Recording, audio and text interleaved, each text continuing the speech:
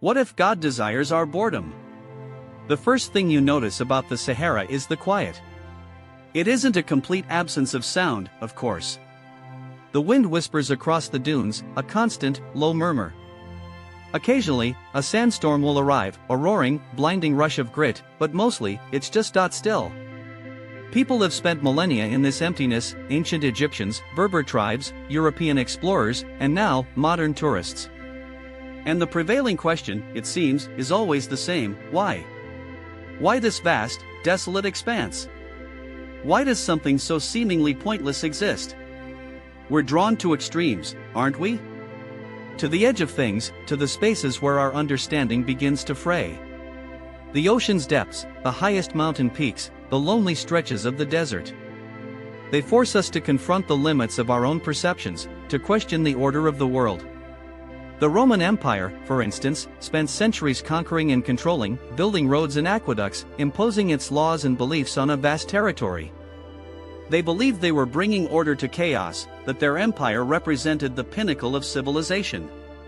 Yet it collapsed, crumbling under the weight of its own ambition, leaving behind a fractured landscape of memories and ruins. Perhaps that collapse wasn't an ending, but a redirection. A shift in perspective. Think about the patterns of migration throughout human history. The Polynesian explorers navigating by the stars, the Vikings sailing westwards, driven by a relentless desire to find new lands and resources. They weren't driven by a grand plan, a predetermined destiny.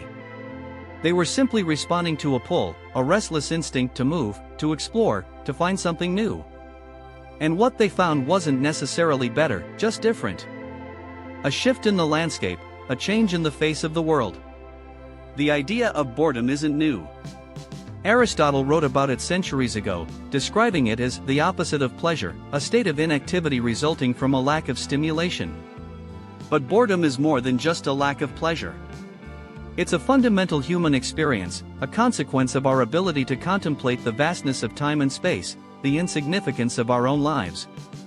It's the feeling of standing before a canvas of infinite possibility and being unable to choose.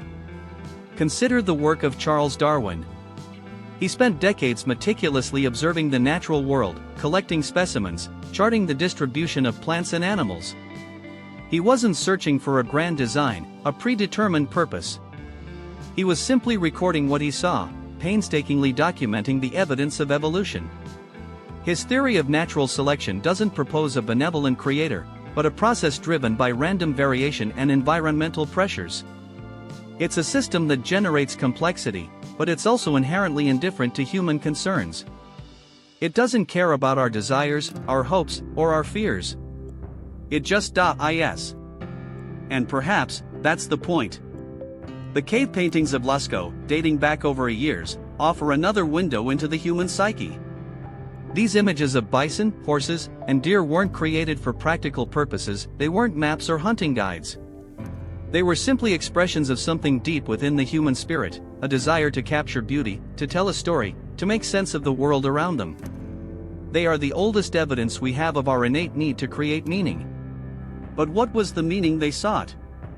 We can only speculate. Maybe they sought escape. Maybe they sought connection. Or maybe, just maybe, they were simply observing.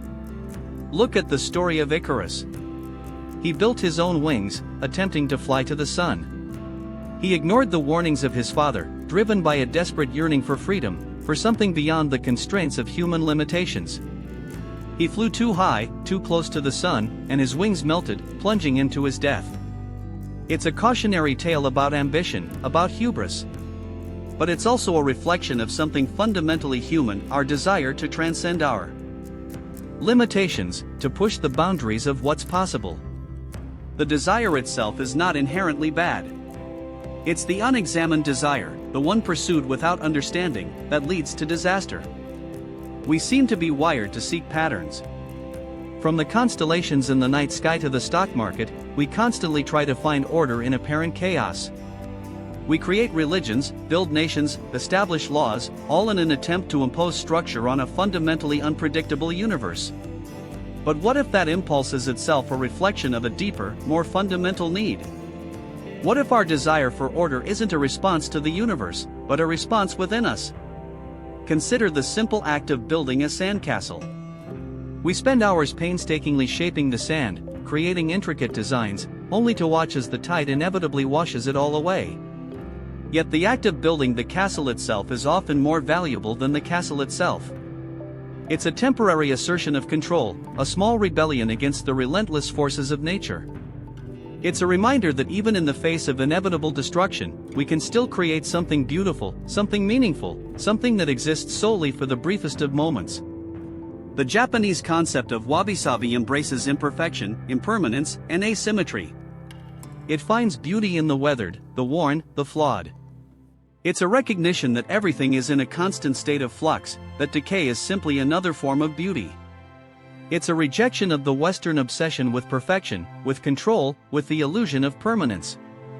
Perhaps the most profound wisdom comes not from trying to fix things, but from accepting their inevitable decline. Think about a child staring at a blank piece of paper. They don't start with a preconceived idea of what they want to draw. They simply begin to scribble, experimenting with lines, shapes, colors. And slowly, almost unconsciously, a form emerges: a bird, a tree, a face.